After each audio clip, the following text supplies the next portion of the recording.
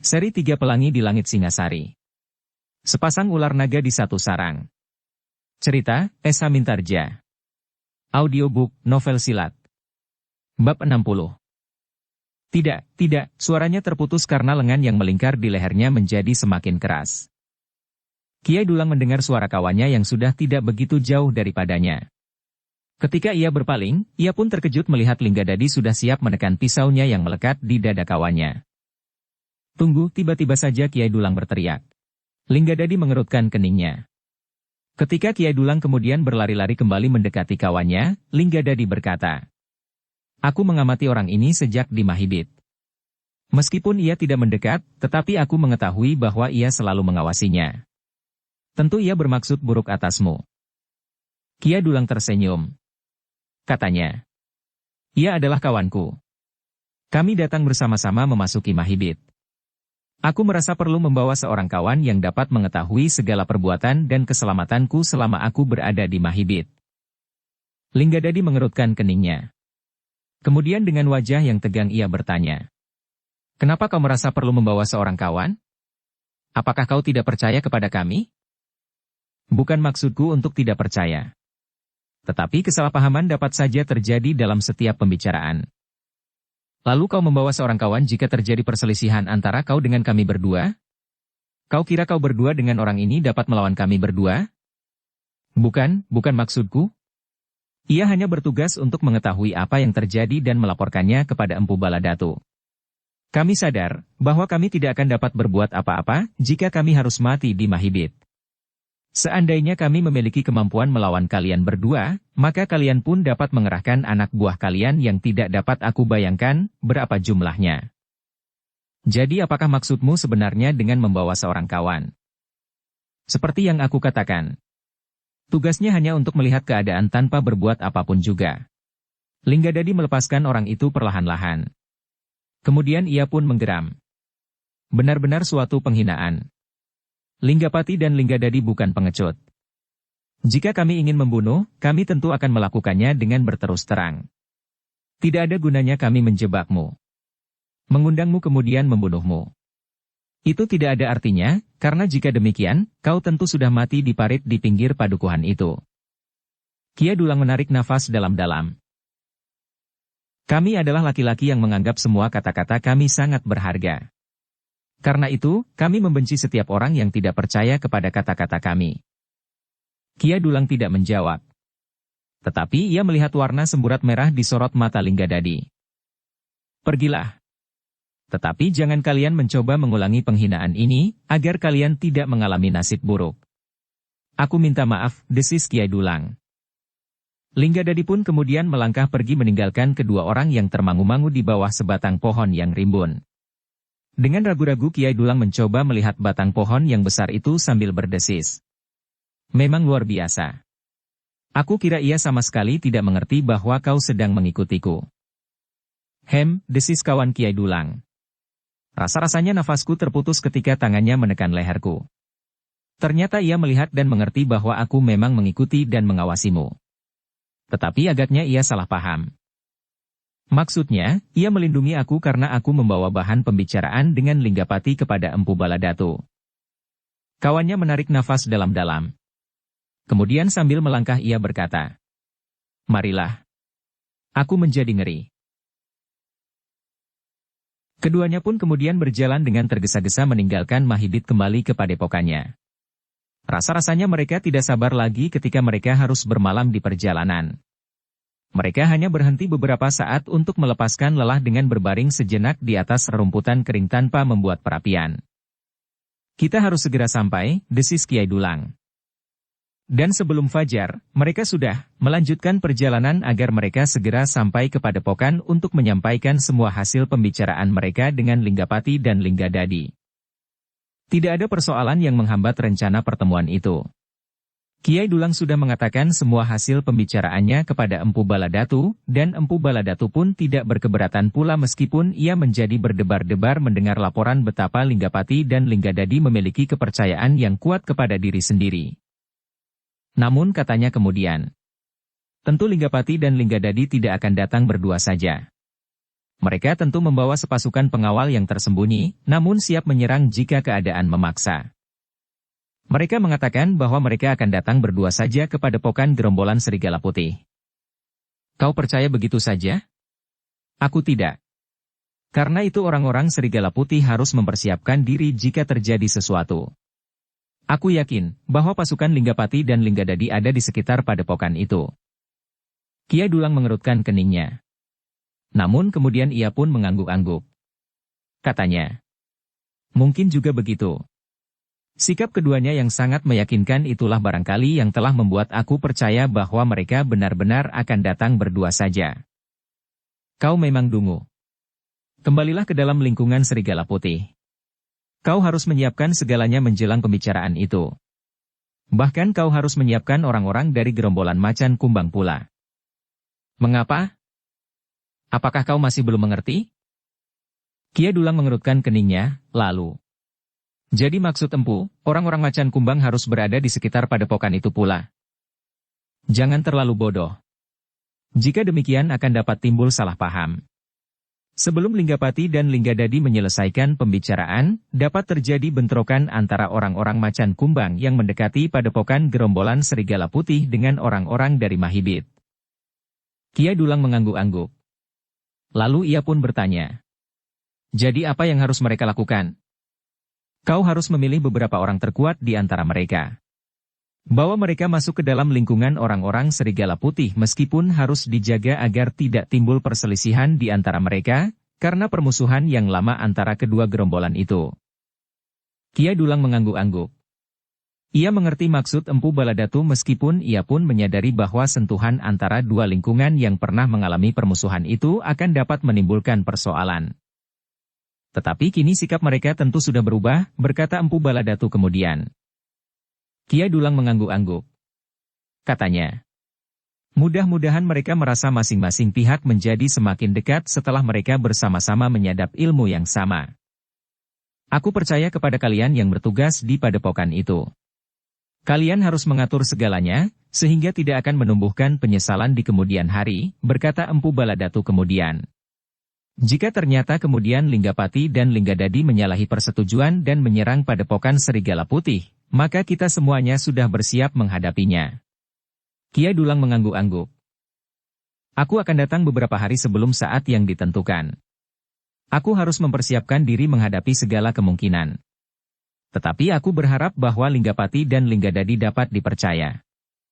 Menilik sikap dan kata-katanya, aku percaya bahwa ada keinginan, setidak-tidaknya dari Linggapati yang mempunyai pengaruh yang lebih besar dari Linggadadi, bahwa kita tidak akan memusuhinya, dan selebihnya dapat bekerja bersama untuk sesuatu yang besar. Tetapi aku masih belum dapat membayangkan apa yang akan terjadi setelah yang besar itu dapat dicapai. Tentu kita masing-masing masih belum mengetahuinya apakah yang sebaiknya kita lakukan, sahut Empu Baladatu. Tetapi tentu ada sifat-sifat licik pada kita dan pada Linggapati untuk mengingkari, setidak-tidaknya sebagian dari janji yang akan dibuat. Karena itu, kita tidak boleh lengah.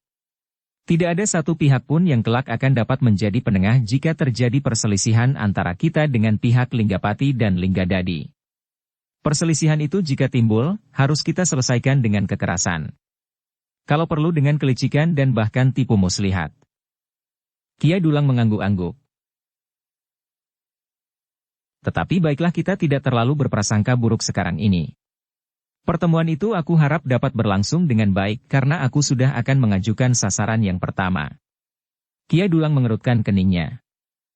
Kita akan mulai dari pihak yang paling jauh dari perhatian istana. Jika kita mulai dengan Mahisa Bungalan, maka kemungkinan untuk berbenturan dengan prajurit Singasari akan dekat sekali. Demikian pula agaknya dengan Mahisa Agni, Witantra, Mahendra dan Lembu Ampal. Jadi, kita singkirkan saudara kandungku yang mulai menjadi besar. Ia tentu merupakan penghalang yang tidak boleh diabaikan. Wajah Kia Dulang menjadi tegang. Dengan suara datar ia bertanya. Maksud Empu Sanggadaru? Empu Baladatu mengangguk lemah. Memang nampak keraguan-raguan di sorot matanya. Namun yang dikatakannya itu bukannya belum dipikirkannya. Aku menghormatinya sebagai seorang saudara tua, berkata Empu Baladatu. Tetapi ia sama sekali tidak dapat mengerti keinginanku. Apakah Empu pernah mengatakannya apa yang Empu kehendaki? Empu Baladatu termenung sejenak. Kemudian kepalanya menggeleng lemah. Belum. Aku belum mengatakannya. Jadi, dari mana Empu mengetahui bahwa Empu Sanggadaru tidak dapat mengerti kehendak Empu? Empu Baladatu terdiam sejenak. Namun kemudian katanya, jalan hidup kita sangat berlainan. Meskipun Empu Sanggadaru belum pernah mengatakan sesuatu kepadaku tentang pilihan kita masing-masing, namun sikap dan tingkah lakunya sudah meyakinkan bahwa ia bukannya seorang saudara laki-laki yang baik. Empu, bertanya Kiai Dulang. Tetapi kenapa justru Empu Sanggadarulah yang pertama? Ia saudaraku. Mungkin di saat lain, hatiku sudah menjadi semakin lemah, sehingga aku tidak berani bertindak kepada saudaraku sendiri. Karena itu, selagi hati ini masih membara, maka ia akan mengalami nasib buruk yang pertama. Empu Baladatu berhenti sejenak, lalu. Alasan yang lain adalah, karena Empu Sanggadaru bukannya orang yang dekat dengan istana seperti yang sudah aku katakan. Kiai Dulang menarik nafas dalam-dalam. Agaknya Empu Baladatu benar-benar seorang berilmu hitam yang tidak lagi mempunyai pertimbangan selain dorongan nafsunya yang membara di dalam dadanya seperti yang dikatakannya. Tetapi Kiai Dulang tidak dapat mencegahnya. Ia pun seorang yang sudah lama menyadap ilmu hitam tanpa belas kasihan. Karena itulah maka keheranannya atas sikap Empu Baladatu itu pun lambat laun menjadi susut pula. Siapapun jika mereka tergolong orang yang mungkin dapat merintangi jalan ke Singgasana Singasari, tentu akan disingkirkannya, berkata Kiai Dulang di dalam hatinya. Namun kemudian sebuah pertanyaan. Tetapi siapakah yang akan memiliki kedudukan tertinggi jika kerjasama antara Linggapati dan Linggadadi itu berhasil? Empu Baladatu atau Linggapati? Atau mereka akan menjadi orang pertama dan kedua? Tetapi bagaimana dengan Linggadadi? Kiai Dulang menggelengkan kepalanya, seolah-olah ingin mengibaskan angan-angannya tentang masa depan yang masih sangat panjang itu. Siapapun orang itu, bukannya persoalan yang harus dipikirkan sekarang. Mungkin orang-orang tertinggi di kedua pihak akan saling berbunuhan setelah mereka memenangkan perjuangan mereka. Karena itulah maka Kiai Dulang tidak menghiraukannya lagi apapun yang terjadi kemudian. Apakah mereka akan saling membunuh atau akan menemukan penyelesaian bukannya persoalannya. Seperti yang ditugaskan oleh Empu Baladatu maka Kiai Dulang pun kemudian kembali ke Padepokan Serigala Putih untuk mengatur segala sesuatunya menghadapi pertemuan antara Empu Baladatu dan Linggapati. Seperti yang dipesankannya pula, maka Kiai Dulang pun telah memilih beberapa orang terbaik dari gerombolan Macan Kumbang yang akan ditempatkan di antara gerombolan Serigala Putih. Jika terjadi sesuatu, maka gerombolan Serigala Putih yang sudah diperkuat itu akan dapat mengatasi persoalan. Tetapi Kiai Dulang masih belum mengatakan kepada kedua gerombolan itu apa yang akan terjadi, selain menyebutnya sebagai suatu usaha untuk saling mendekatkan dalam latihan bersama. Kalian bersumber dari satu sumber yang sama, dan kini kalian telah dialiri ilmu yang bersumber dari sumber yang sama pula. Karena itu, sudah barang tentu bahwa di dalam diri kalian terdapat kesamaan-kesamaan yang akan mempersatukan kalian seperti sumber semula. Orang-orang dari kedua belah pihak sama sekali tidak mempertimbangkan persoalan-persoalan yang lain. Mereka menganggap bahwa usaha itu adalah usaha yang wajar, sehingga mereka pun mengadakan usaha pendekatan dengan latihan bersama. Orang-orang terbaik dari kedua gerombolan itu saling mendekatkan ilmu mereka di bawah pengawasan para pemimpin yang dikirim oleh Empu Baladatu termasuk Kiai Dulang. Sebenarnya lah bahwa kekuatan kedua gerombolan itu sudah jauh meningkat.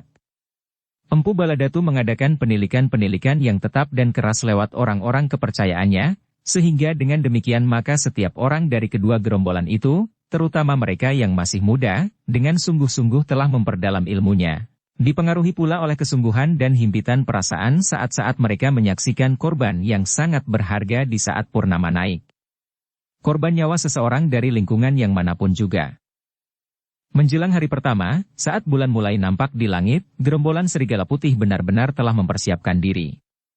Meskipun mereka tidak tahu pasti apa yang akan terjadi, namun mereka dapat meraba bahwa mereka harus berada di dalam kesiagaan sepenuhnya.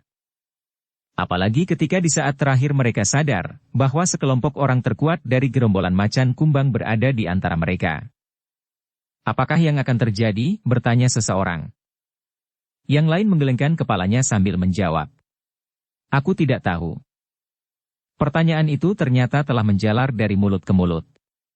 Tetapi tidak seorang di antara mereka yang dapat menjawab pertanyaan itu. Di hari terakhir saat bulan masih nampak di langit menjelang dini hari, Empu Baladatu telah berada di padepokan gerombolan serigala putih. Kehadirannya merupakan salah satu jawaban kenapa orang-orang dari gerombolan serigala putih dan macan kumbang harus bersiap-siap. Empu Baladatu sempat melihat-lihat kemajuan dari gerombolan yang sudah berada di bawah pengaruhnya itu. Ilmu dari perguruannya yang berwarna hitam itu sudah mulai nampak pada orang-orang dari gerombolan serigala putih dan macan kumbang. Di saat terakhir itulah, Empu Baladatu sendiri memanggil para pemimpin kelompok dari kedua gerombolan itu untuk memberikan penjelasan apa yang akan terjadi. 2 orang tamu akan datang di padepokan ini, berkata Empu Baladatu. Tepat di saat bulan mulai nampak di langit di sore hari. Itulah sebabnya kalian harus mempersiapkan diri. Jika kedua orang tamu itu datang kalian harus menghormatinya sebagai tamu di padepokan ini. Hanya apabila terjadi sesuatu di luar sikap dan unggah-ungguh seorang tamu, maka kalian sangat kami perlukan. Karena aku masih meragukan apakah yang datang itu benar-benar hanya 2 orang. Penjelasan Empu Baladatu itu cukup jelas bagi setiap pemimpin kelompok itu. Mereka dihadapkan pada suatu kemungkinan bahwa tamu-tamu mereka itu akan berbuat licik. Apakah kita akan mempersiapkan pasukan di luar padepokan Empu? Bertanya seseorang. Empu Baladatu menggelengkan kepalanya. Jawabnya. Tidak. Kita berada di dalam padepokan dan berlaku seolah-olah tidak ada kecurigaan apapun juga. Kalian bersikap biasa meskipun kalian harus menyediakan senjata di tempat-tempat tertentu yang mudah dijangkau, selain senjata-senjata kecil yang tidak ada salahnya melekat di tubuh kalian. Karena senjata-senjata kecil itu tidak akan menimbulkan kecurigaan apapun pada tamu-tamu kita nanti, sebagai kebiasaan kita semuanya. Keris maksud Empu? Ya. Kalian dapat membawa keris di punggung. Tetapi tidak dengan pedang dan tombak. Apalagi perisai. Meskipun senjata-senjata itu harus kalian siapkan sehingga setiap saat dapat kalian ambil dengan cepat. Para pemimpin kelompok itu mengangguk-anggukkan kepalanya. Mereka menyadari sepenuhnya tugas yang harus mereka pikul di saat bulan mulai nampak di langit. Dan itu akan terjadi malam berikutnya. Pada saat yang ditentukan, padepokan serigala putih mengalami perubahan suasana meskipun selalu disamarkan. Setiap orang mencoba bersikap seperti sewajarnya. Orang-orang dari gerombolan macan kumbang yang berada di padepokan gerombolan serigala putih mendapat tempat tersendiri. Mereka pun berusaha untuk tidak menarik perhatian jika kedua orang tamu itu memasuki padepokan, karena mereka memang ditempatkan di bagian belakang. Meskipun mereka tidak membawa senjata di tangan, kecuali keris yang terselip diikat pinggang mereka sebagaimana kelaziman seorang laki-laki, mereka telah menyiapkan senjata mereka di dinding bagian dalam dari bilik-bilik mereka, yang setiap saat dapat mereka pergunakan apabila perlu. Ketika senja mulai turun menjelang malam pertama saat bulan mulai nampak di langit, suasana padepokan itu menjadi tegang. Para penjaga regol sudah mendapat pesan khusus, jika ada 2 orang berkuda mendatangi, mereka harus segera melaporkannya kepada Empu Baladatu. Ketegangan menjadi semakin memuncak saat gelap malam mulai membayang. Langit yang kelabu menjadi bertambah buram dan angin mulai meniupkan udara yang dingin. Sebentar lagi malam akan turun, berkata Empu Baladatu. Apakah mereka benar-benar akan datang? Ya, jawab Kia Dulang. Dan aku percaya bahwa mereka tidak akan berbohong. Empu Baladatu mengangguk-angguk. Dalam kegelisahan itu, Kia Dulang berkata, biarlah aku berada di regol, agar aku segera dapat mengenalinya jika mereka datang. Empu Baladatu tidak berkeberatan dan membiarkan Kiai Dulang meninggalkannya dan pergi ke regol. Ketika ia menengadahkan wajahnya, di langit nampak cahaya yang semakin redup. Satu-satu bintang mulai nampak dan dengan hati yang berdebaran Kiai Dulang melihat bulan rendah sekali di langit, seolah-olah bertengger di ujung pohon perdu. Sebentar lagi bulan itu akan tenggelam, katanya di dalam hati. Tiba-tiba saja ia terkejut ketika seorang penjaga regol menggamitnya sambil berbisik. Siapakah kedua orang itu, Kiai? Kiai Dulang berpaling. Dengan dada yang berdebar-debar ia melihat 2 orang yang sudah berdiri di muka pintu. 2 orang yang hanya berjalan kaki tanpa membawa kuda tunggangan. Namun, meskipun malam mulai gelap, Kiai Dulang segera mengenal keduanya, karena keduanya mengenakan pakaian seperti yang biasa mereka pergunakan saat mereka menemuinya di Mahidit. Itulah sebabnya maka dengan tergopoh-gopoh Kiai Dulang mendekatinya sambil mempersilahkannya. Marilah. Marilah kami persilahkan Kisanak memasuki padepokan kami yang kotor. Linggapati dan Linggadadi tersenyum. Jawabnya. Terima kasih. Kami mencoba datang tepat pada waktunya. Kiai Dulang tersenyum. Diajaknya keduanya memasuki halaman padepokan dan langsung menuju ke rumah induk, untuk langsung membawanya kepada Empu Baladatu yang sudah menunggu. Kedatangan kedua orang itu benar-benar telah mendebarkan jantung Empu Baladatu. Nampaknya kedua orang itu benar-benar datang hanya berdua. Mereka tidak mempunyai prasangka buruk sama sekali dan seperti yang dikatakan oleh Kiai Dulang, keduanya mempunyai kepercayaan kepada diri sendiri yang sangat besar. Setelah saling memperkenalkan diri, meskipun dengan ragu-ragu, mereka pun untuk beberapa saat masih mencoba untuk berbicara sambil berkelakar. Mereka mencoba menunjukkan keakraban pertemuan yang memang sudah direncanakan itu. Beberapa saat kemudian, maka mulailah beberapa orang menghidangkan minuman panas dan beberapa potong makanan. Tidak seperti orang-orang yang selalu dicengkam oleh kecurigaan, maka Linggapati dan Linggadadi sama sekali tidak mencemaskan makanan itu. Meskipun hubungan yang masih akan mereka jalin belum mempunyai bentuk yang jelas, bahkan dengan sadar Linggadadi merasa berada di dalam lingkungan yang masih sangat membencinya karena sebutannya sebagai pembunuh orang-orang berilmu hitam, namun mereka sama sekali tidak merasa curiga, bahwa di dalam makanan itu terdapat usaha yang dapat mencelakainya. Dengan lahapnya mereka menelan makanan itu sepotong demi sepotong sambil berbicara tentang persoalan-persoalan yang sangat tidak berarti. Baru ketika malam menjadi semakin larut, dan bintang gubuk penceng telah tegak di ujung selatan, pertemuan itu menjadi nampak bersungguh-sungguh. Ada sesuatu yang pantas kita bicarakan, berkata Empu Baladatu. Ya. Aku sudah mengerti. Kita masing-masing berharap bahwa kita akan dapat bekerja bersama, sahut Linggapati. Empu Baladatu mengerutkan keningnya. Ternyata Linggapati berbicara langsung pada persoalannya. Empu, sambung Linggapati. Tidak banyak yang harus kita bicarakan sekarang, karena kita masing-masing sudah mempunyai tekad yang sama. Bukankah kita masing-masing menginginkan agar kekuasaan sepasang ular di satu sarang itu dihancurkan dan diganti oleh kekuasaan yang lebih besar agar Singasari dapat berkembang lebih pesat? Bukan saja hanya selingkar kepulauan ini, tetapi Singasari seharusnya menjadi negara terbesar di seluruh dunia. Empu Baladatu mengerutkan keningnya. Ternyata jangkauan cita-cita Linggapati meliputi arena yang lebih luas, karena ia sudah berbicara tentang dunia. Empu Baladatu menarik nafas dalam-dalam. Katanya kemudian, bagaimanakah tanggapan Kisanak berdua tentang kedua anak-anak muda yang memerintah sekarang ini? Baik. Mereka adalah anak-anak yang baik. Anak-anak penurut yang asyik bermain-main dengan permainan yang sangat besar dan luas. Singasari. Jadi? Empu Baladatu menjadi heran atas jawaban itu.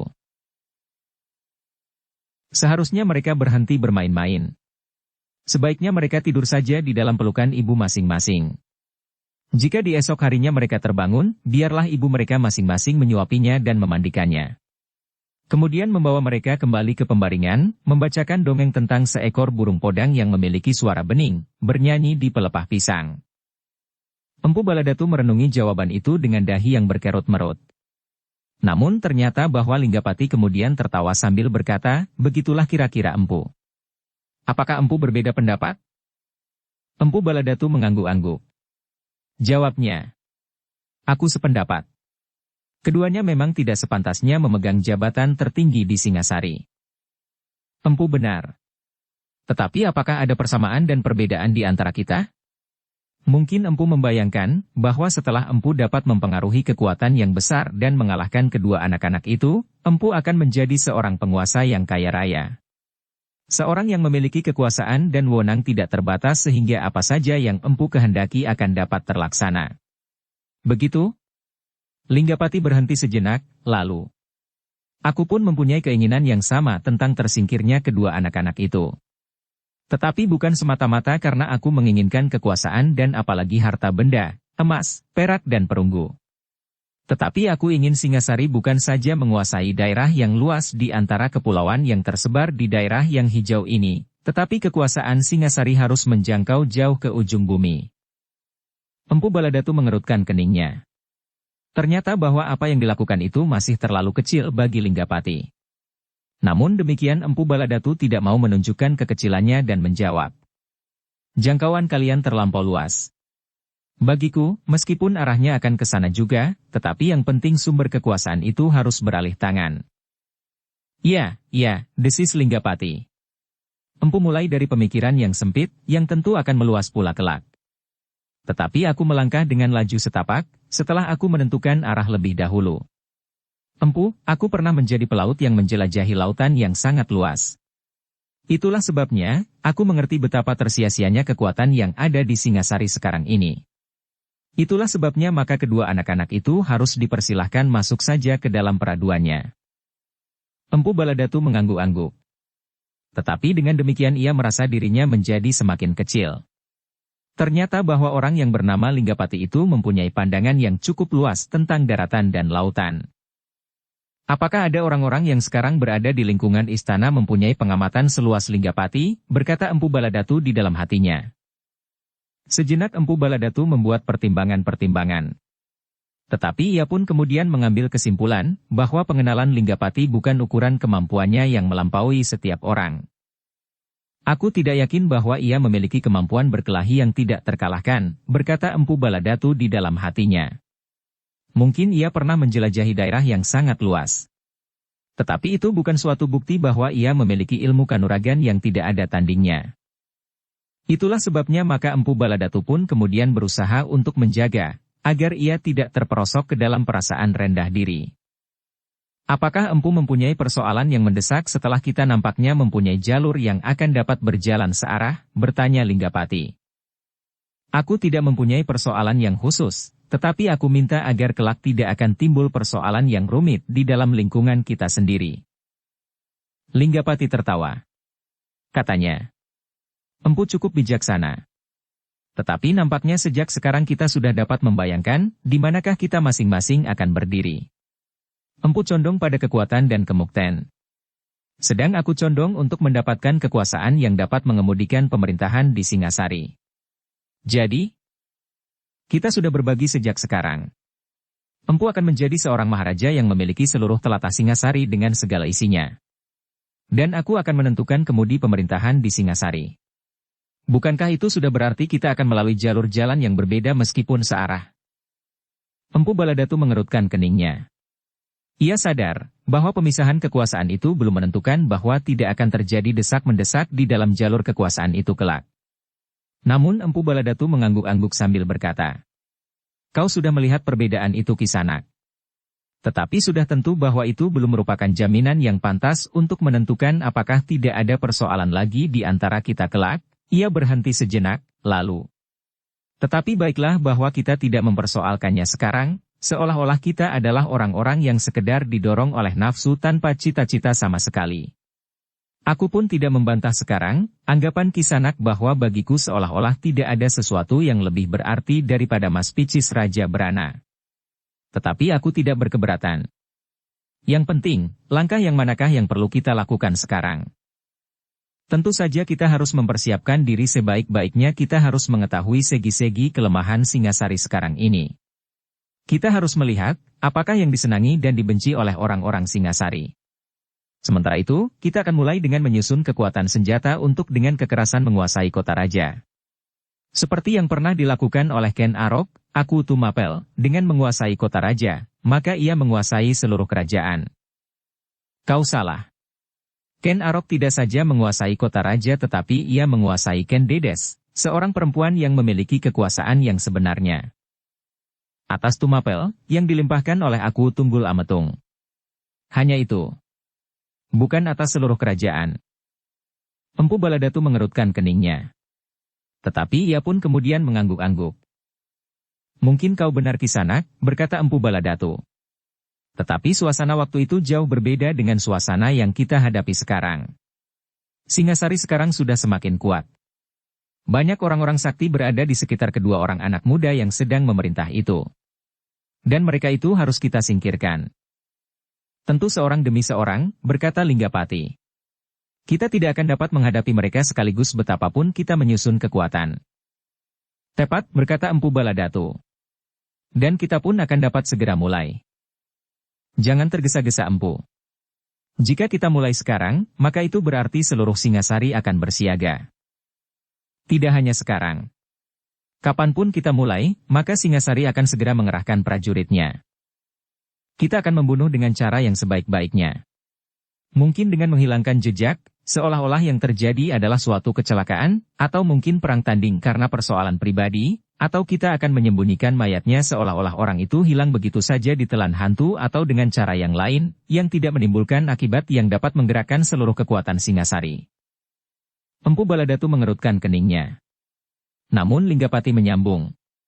Tentu tidak harus seperti yang aku katakan. Mungkin ada cara lain yang dapat kita lakukan menurut pertimbangan kita kemudian. Mungkin ada cara yang lebih baik, yang akan kita temukan kemudian. Empu Baladatu mengangguk-angguk pula. Lalu, jika demikian, apakah yang akan kita lakukan sekarang? Menunggu, bersiap-siap. Itu saja. Linggapati memandang Empu Baladatu dengan tajamnya. Namun kemudian ia pun tersenyum sambil menjawab. Kau terlalu tergesa-gesa Empu. Seharusnya kita bersabar untuk menentukan saat dan kesempatan yang sebaik-baiknya. Kapan dan apakah yang akan kita lakukan pada suatu keadaan? Kita dapat melakukan sesuatu mulai dari yang paling kecil, berkata Empu Baladatu. Maksudmu? Melenyapkan orang-orang yang menentang setiap cita-cita yang akan kita jangkau. Ya, tentu. Itulah yang aku maksudkan dengan berhati-hati dan tidak tergesa-gesa. Linggapati berhenti sejenak, lalu. Tetapi apakah sudah ada niat Empu untuk mulai dengan sesuatu? Tentu Kisanak. Di luar lingkungan keprajuritan Singasari kita melihat beberapa orang yang harus disingkirkan. Nah, itulah yang dapat kita lakukan lebih dahulu. Linggapati mengangguk-angguk. Namun kemudian sambil tersenyum ia berkata. Empu akan memanfaatkan hubungan ini untuk melakukan balas dendam. Wajah Empu Baladatu menjadi tegang. Dengan sungguh-sungguh. Ia menjawab. Aku sudah menduga bahwa pada suatu langkah yang pendek kita akan mulai dengan saling curiga. Tetapi itu wajar, ia berhenti sejenak, lalu. Meskipun demikian aku akan mencoba menerangkan, bahwa sama sekali bukannya sekedar memanfaatkan hubungan yang masih samar-samar ini. Jika yang akan aku lakukan tidak ada sangkut pautnya dengan cita-cita kita keseluruhan, maka kau dapat berkata demikian. Oh, maaf. Tetapi apakah yang dapat kita lakukan sekarang? Aku tahu pasti bahwa Mahisa Bungalan akan dapat kita singkirkan dengan cara yang kau maksud. Mahisa Bungalan? Ya. Ia sering melakukan perjalanan seorang diri. Jika kita dapat mengikuti gerak-geriknya, maka pada waktu yang tepat kita akan dapat menyingkirkannya tanpa diketahui oleh siapapun juga, seperti yang kau kehendaki. Tetapi bukankah dengan demikian berarti kita harus menunggu kesempatan seperti yang aku katakan? Empu Baladatu mengerutkan keningnya. Lalu sambil mengangguk-angguk ia menjawab. Ya. Tetapi bukan berarti bahwa kita berdiam diri sampai kesempatan itu datang kepada kita. Tetapi kita dapat mulai dengan melakukan pengamatan yang saksama sehingga kita dapat menentukan langkah selanjutnya yang berhubungan dengan seluruh cita-cita kita. Linggapati mengangguk-angguk. Katanya. Bagus Empu. Ternyata Empu memiliki ketangkasan bertindak. Dalam hal ini barangkali aku agak terlalu lamban bagi Empu meskipun aku masih lebih muda. Empu Baladatu tidak menjawab. Baiklah Empu. Beberapa hari kemudian, kita akan menemukan langkah-langkah yang sudah dapat kita lakukan sejak sekarang. Termasuk yang aku maksud dengan mengamati keadaan. Karena kita masih akan menempuh jalan yang berliku-liku untuk mendapatkan suatu suasana yang mantap. Empu Baladatu mengangguk-angguk. Lalu katanya. Selain itu Kisanak. Aku masih melihat kemungkinan lain yang dapat kita lakukan segera untuk mengurangi hambatan-hambatan yang dapat timbul. Apa? Sebuah perguruan yang banyak mengenal tentang padepokan serigala putih dan macan kumbang. Tetapi itu bukan berarti apa-apa. Tetapi lebih dari itu, perguruan itu adalah pendukung kedua anak muda yang kini memegang pemerintahan. Apakah aku harus mengulangi penjelasanku, Empu? Aku tahu. Tetapi jika terjadi sesuatu dengan perguruan ini, sekarang adalah saatnya. Ada semacam dendam antara perguruan itu dengan gerombolan serigala putih. Sehingga apabila kita bertindak sekarang atas nama gerombolan serigala putih, maka yang akan terjadi dapat diartikan dendam gerombolan serigala putih. Begitu? Ya. Kesan itulah yang harus dibuat dengan meyakinkan sehingga tidak akan timbul persoalan lain yang apalagi menyangkut keseluruhan cita-cita. Linggapati mengangguk-angguk. Lalu, apakah perguruan itu sedemikian kuatnya sehingga Empu perlu memanfaatkan hubungan ini untuk kepentingan itu? Yang manakah yang akan kita sebut pemanfaatan? Hubungan ini atau justru dendam orang-orang serigala putih? Linggapati tertawa. Katanya, Empu memang tangkas, baiklah. Kita dapat memandang dari segi yang manapun. Ia berhenti sejenak, lalu. Bantuan apakah yang Empu perlukan dari kami? Kita bersama-sama menghancurkan perguruan itu. Linggapati mengangguk-angguk. Lalu ia pun bertanya. Bagaimanakah yang Empu maksud bersama-sama? Apakah aku harus mengerahkan semua kekuatan yang ada di Mahibit berapapun jumlahnya? Empu Baladatu menarik nafas dalam-dalam. Lalu jawabnya. Tidak. Itu tidak perlu. Jika aku memerlukan sejumlah orang dari Mahibit, terutama untuk meyakinkan, apakah kita akan dapat bekerja bersama dalam bentuk yang kita pilih, di antaranya di arena pertempuran.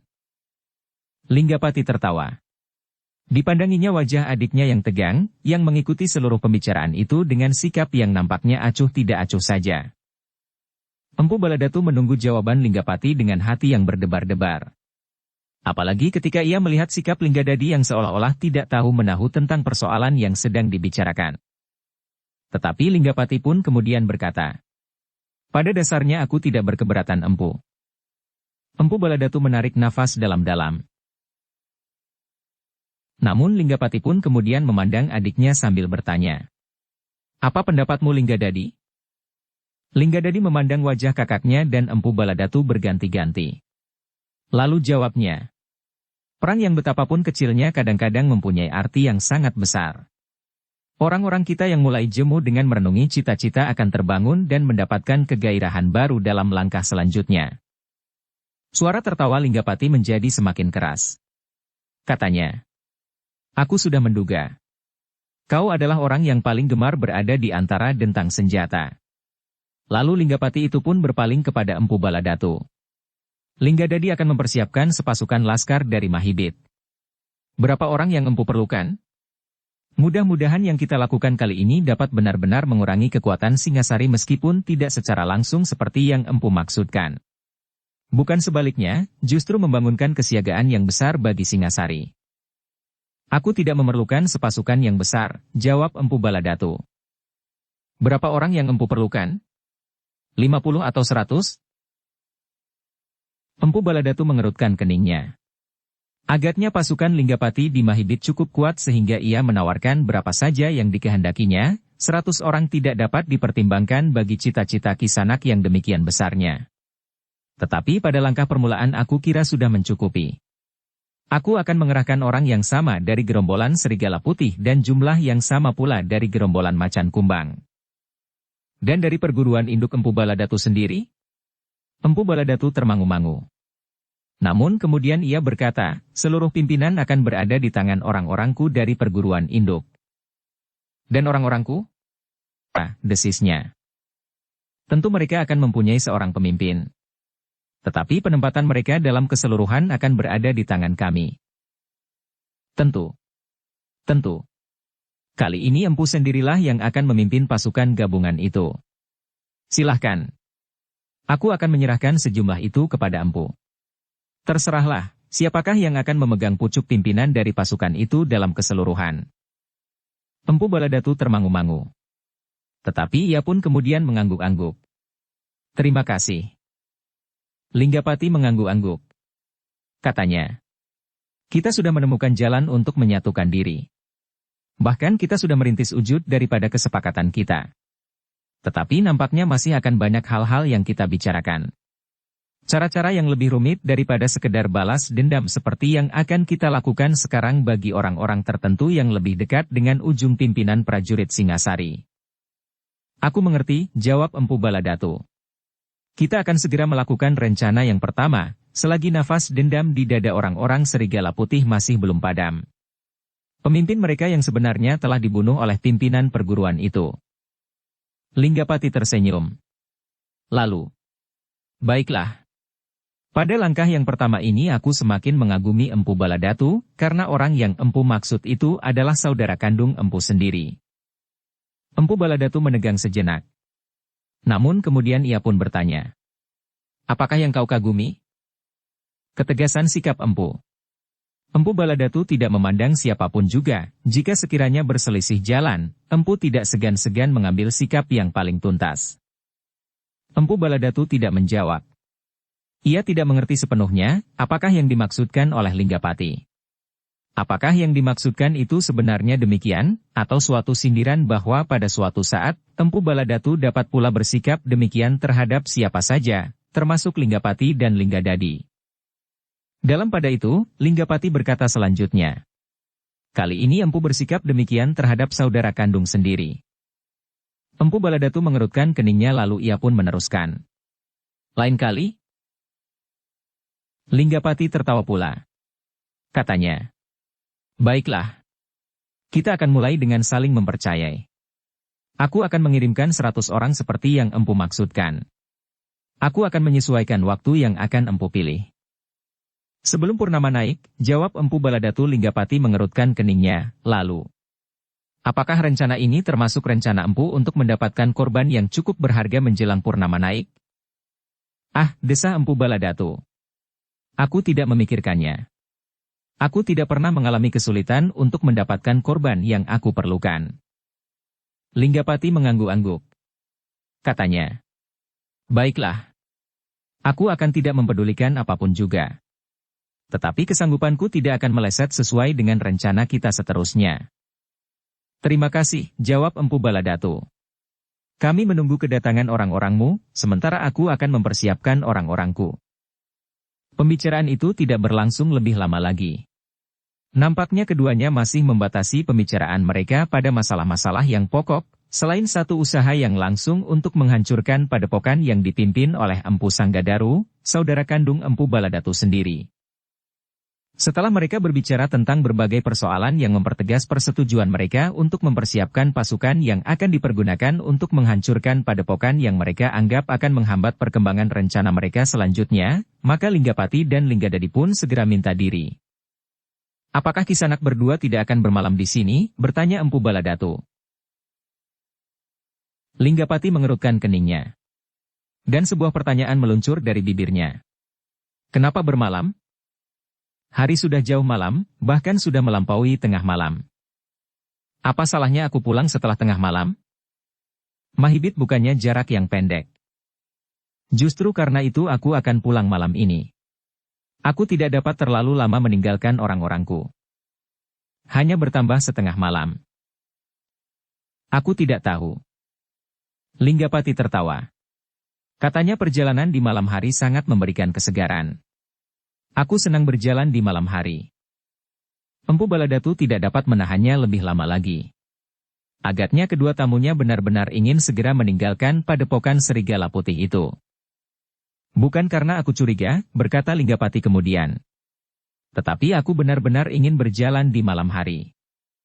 Kisanak berdua benar-benar tidak berkuda? Aku jarang sekali berkuda. Apalagi dalam perjalanan seperti sekarang ini. Empu Baladatu mengantarkan tamunya sampai ke regol padepokan dan menunggunya sampai keduanya hilang dalam kegelapan. Sambil melangkah kembali memasuki padepokan ia bergumam. Benar-benar anak setan keduanya.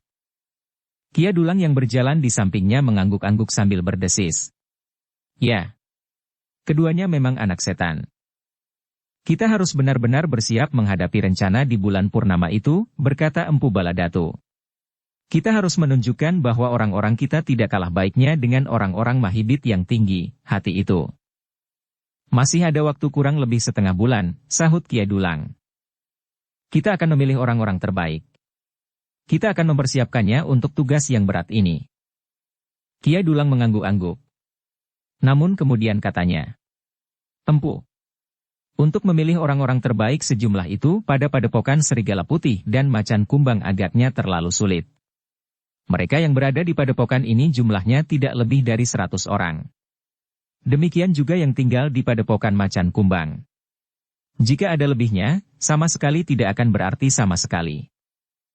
Tetapi menurut penilaianku lebih dari 500 orang yang berada di bawah pengaruh kekuasaan Serigala Putih dan juga Macan Kumbang. Mungkin dengan mereka yang berada di luar padepokan tetapi mereka selama ini tidak mendapat banyak perhatian. Di dalam upacara-upacara yang paling tinggi, mereka tidak disertakan. Bahkan mereka termasuk pihak yang tidak boleh mengetahui terlalu banyak tentang isi padepokan ini. Tetapi jika perlu tenaga mereka dapat dipergunakan. Kiai Dulang mengangguk-angguk katanya. Dalam keadaan yang sangat perlu. Tetapi dalam keadaan tertentu mereka justru akan dapat mengganggu. Kita tidak akan memikirkan mereka sekarang. Aku hanya memerlukan 100 orang terbaik. Kiai Dulang tidak menjawab lagi. Aku sendiri akan menyiapkan mereka, berkata Empu Baladatu. Dalam waktu setengah bulan aku harus mendapatkan 200 orang terbaik yang akan dapat menghancurkan Kakang Empu Sanggadaru yang sampai saat ini ternyata masih menjadi penjilat kedua anak-anak manja itu. Kiai Dulang mengangguk-angguk lagi. Katanya, jika hanya untuk kepentingan itu, aku kira tidak akan terlalu berat. Aku memperhitungkan bahwa di padepokan itu pun tidak akan ada orang sejumlah 100 orang. Jika ada orang-orang lain, mereka bukanlah cantrik-cantrik yang sudah mendapatkan ilmu yang cukup. Tetapi mereka adalah penghuni-penghuni daerah pertanian yang luas yang dimiliki oleh Empu Sanggadaru. Empu Baladatu mengangguk-angguk. Katanya, ya aku tahu pasti. Cantrik di padepokan itu tidak banyak. Tetapi perlu diketahui bahwa padepokan itu menyimpan banyak rahasia yang tidak dapat aku ungkapkan. Ada hal-hal yang tidak dapat aku mengerti. Tetapi dalam keseluruhan, padepokan itu tidak terlalu kuat untuk dicemaskan. Kita akan dapat melakukannya tanpa kesulitan. Jangan diremehkan. Untuk meyakinkan, bukan saja kemenangan atas padepokan itu, juga kepada orang-orang Mahibit kita harus membuktikan bahwa kita benar-benar kuat. Karena itu, para pemimpin dari pasukan itu, akan kita ambil dari perguruan induk. Kita akan mengambil 10 orang terbaik untuk memimpin pasukan yang akan kita bawa ke padepokan Kakang Sanggadaru. Kiai Dulang mengangguk-angguk. Ia sadar bahwa ia akan termasuk salah seorang yang bertugas membawa pasukan gabungan itu di samping Empu Baladatu sendiri. 300 orang adalah pasukan yang besar, gumam Kiai Dulang, pikiranmu jangan terlalu kerdil. Jika saatnya tiba, kita harus mengerahkan sedikitnya 5.000 orang untuk menguasai kota raja dan paling sedikit 10.000 orang tersebar di seluruh negeri. Kiai Dulang mengerutkan keningnya. Tetapi jangan cemas. Pekerjaan kita bukannya mengumpulkan sekian banyak orang. Tetapi kita akan menghubungi beberapa orang senapati yang sudah mempunyai pasukan dan aku sudah mempunyai gambaran yang jelas untuk melakukannya. Bukan hanya Linggapati sajalah yang sudah mempunyai garis perjuangan yang mapan. Tetapi aku pun telah membuat perhitungan-perhitungan tersendiri. Apakah Empu Baladatu mempunyai hubungan dengan beberapa orang senapati itu? Sekarang belum. Tetapi ada beberapa nama yang dapat aku harapkan. Jauh lebih baik dari kakak kandungku sendiri. Kiai Dulang mengangguk-angguk. Tetapi ia pun sadar bahwa Empu Baladatu berusaha untuk menjadikan padepokan Empu Sanggadaru itu seperti padepokan Serigala Putih dan Macan Kumbang. Demikianlah sejak hari itu, Empu Baladatu sendiri telah melakukan rencananya. Ia mendatangi kelompok-kelompok dari gerombolan serigala Putih dan Macan Kumbang yang terpilih untuk memberikan latihan-latihan khusus. Mereka harus dapat menunjukkan bahwa para pengikut ilmu yang disebut hitam itu mempunyai kelebihan dari orang-orang kebanyakan, bahkan kelebihan dari prajurit Singasari. Latihan-latihan yang berat itu dilakukan oleh 100 orang dari gerombolan Serigala Putih dan 100 orang dari gerombolan Macan Kumbang. Mereka dikumpulkan dalam satu lingkungan yang terpisah dari padepokan masing-masing. Mereka mempergunakan sebuah hutan yang terasing sebagai tempat yang baik untuk berlatih. Siang dan malam, mereka diajar bertempur dalam kelompok-kelompok, dalam gelar dan perkelahian seorang melawan seorang. Mereka mendapat latihan bertempur dengan mempergunakan bermacam-macam senjata. Macam-macam jenis senjata dapat membingungkan lawan, berkata Empu Baladatu. Karena itu, cobalah mempergunakan senjata yang paling mapan dari jenis senjata yang tidak biasa dipakai dalam perkelahian. Tongkat panjang berujung runcing duri pandan. Bindi bergerigi atau canggah bertangkai panjang. Mungkin juga trisula atau bola-bola besi bertali panjang. Dengan demikian maka anak buah Empu Baladatu itu pun mencoba untuk menemukan jenis senjata yang paling sesuai dengan kemampuan masing-masing. Mereka pada dasarnya telah memiliki kemampuan bertempur dengan jenis-jenis senjata sewajarnya. Kini mereka mendapat kesempatan untuk memilih jenis senjata yang lain yang dapat memberikan kepuasan kepada mereka masing-masing sesuai dengan kemampuan mereka. Untuk 1-2 hari mereka mendapat kesempatan mencoba jenis-jenis senjata yang masih agak asing yang ternyata telah tersedia di dalam perguruan induk, yang telah dibawa oleh beberapa orang pengikut Empu Baladatu yang menyusul kemudian. Mereka adalah orang-orang yang akan mendapat tugas memimpin pasukan gabungan yang berjumlah 300 orang itu, di samping beberapa orang yang telah berada di Padepokan Serigala Putih, selain jenis-jenis senjata yang sudah ada di padepokan itu. Senjata yang tersedia, yang tidak banyak jumlahnya itu, telah memberikan warna yang asing pada pasukan Empu Baladatu. Orang-orang yang berkesempatan mendapatkan jenis-jenis senjata itu akan berada di arena yang berpencar untuk membuat kejutan-kejutan pada lawannya. Beberapa orang ternyata lebih senang mempergunakan tongkat-tongkat panjang. Ada yang berujung runcing seperti tombak biasa, ada yang berujung belah, ada yang berujung berbentuk duri pandan. Tetapi ada juga memilih bola-bola besi yang terikat pada rantai yang panjang. Tetapi mereka yang belum yakin benar dengan senjata-senjata yang tidak biasa mereka pergunakan itu, mereka masih juga membawa pedang di lambung, yang setiap saat dapat dipergunakannya. Namun di antara orang-orang Serigala Putih dan Macan Kumbang sendiri pada dasarnya memang ada yang mempunyai kebiasaan mempergunakan jenis-jenis senjata yang asing. Demikianlah 200 orang dari 2 perguruan itu berlatih dengan sungguh-sungguh. Mereka tidak mempunyai waktu cukup panjang menjelang purnama naik. Namun latihan yang bersungguh-sungguh itu ternyata telah membawa hasil yang memuaskan. 200 orang itu telah dibentuk menjadi sepasukan prajurit yang memiliki kemampuan bertempur bersama-sama, seorang demi seorang, maupun dalam gelar-gelar yang lengkap. Kita akan melihat 100 orang Mahibit itu, berkata Empu Baladatu. Mereka tidak akan lebih dari prajurit-prajurit kecil di antara raksasa-raksasa yang terlatih baik. Di akhir pekan kedua, barulah orang-orang Serigala Putih dan Macan Kumbang itu dapat kembali ke padepokan. Kembali menjenguk keluarga masing-masing untuk beberapa lama, sebelum mereka akan berangkat menunaikan tugas mereka yang sebenarnya mereka anggap tidak terlampau berat meskipun setiap kali Empu Baladatu selalu memperingatkan agar mereka tidak meremehkan lawan. Menjelang purnama naik, maka Padepokan Serigala Putih telah mempersiapkan tempat yang akan menampung 100 orang dari Mahibit yang akan ikut serta untuk menghancurkan saudara kandung Empu Baladatu sendiri. Saudara kandung yang bagi Empu Baladatu merupakan orang pertama yang akan disingkirkan. Namun bagi Empu Baladatu, bukannya sekedar usaha menyingkirkannya saja, tetapi juga merupakan suatu usaha untuk mengetahui dan menjajaki kemungkinan selanjutnya bagi usahanya. Untuk menjajaki kekuatan orang-orangnya dan sekaligus untuk mengetahui apakah orang-orang Mahibit benar-benar dapat diandalkan.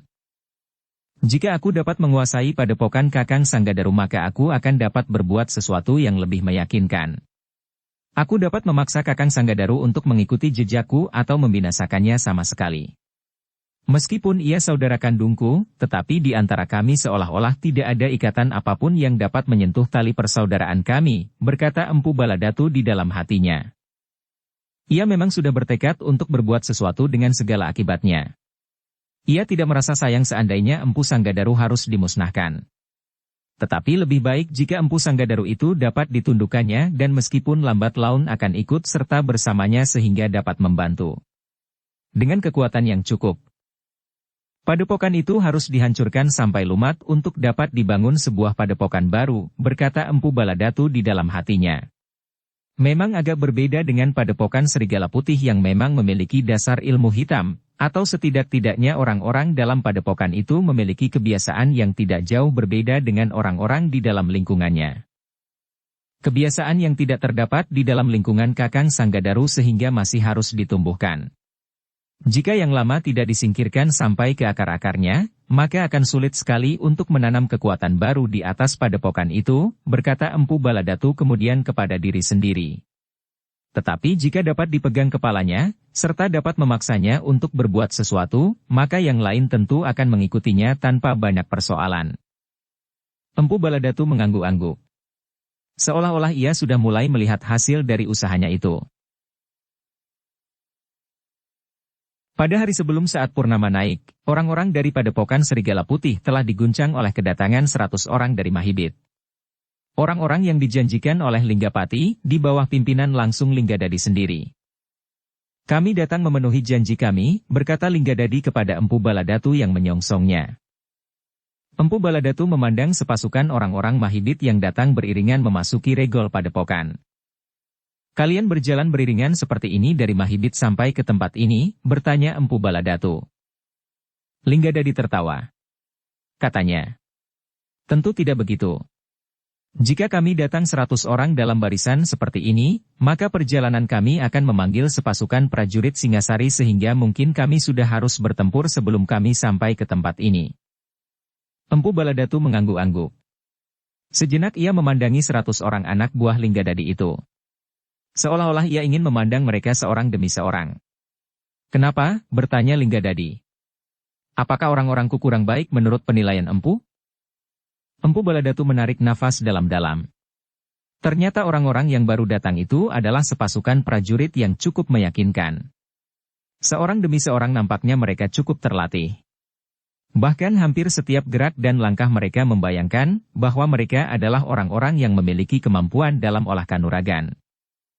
Untunglah bahwa kami sudah melakukan latihan-latihan yang berat, berkata Empu Baladatu di dalam hatinya, sehingga ia tidak perlu merasa malu apabila 200 orang pasukannya berbaris bersama-sama dengan 100 orang Mahibit itu.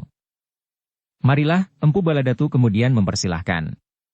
Kami sudah menyediakan tempat bagi kalian meskipun sangat sederhana. Kami datang untuk berkelahi, jawab Linggadadi. Bukan untuk memanjakan tubuh kami di atas pembaringan yang lunak dan dengan makan yang enak.